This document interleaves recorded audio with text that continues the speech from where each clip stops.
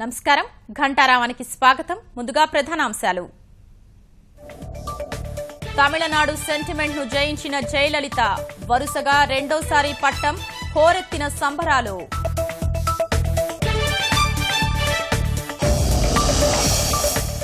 దీదీ ధాటికి ప్రత్యర్థులు చిత్తు, కేరళలో దూసుకుపోతున్న ఎల్డీఎఫ్.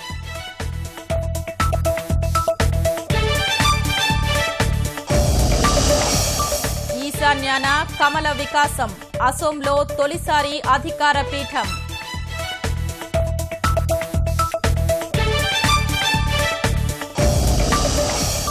మచిలీపట్నం వద్ద స్థిరంగా రోను తుపాను, ఒడిశా ఆంధ్ర సరిహద్దులో తీరం దాటే అవకాశం.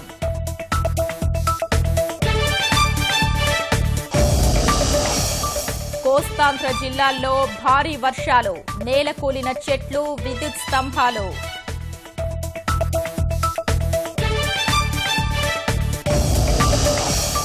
తుపాను ప్రభావంపై కలెక్టర్లతో సీఎం సమీక్ష, నష్ట నివారణకు చర్యలు చేపట్టాలని సూచనలు.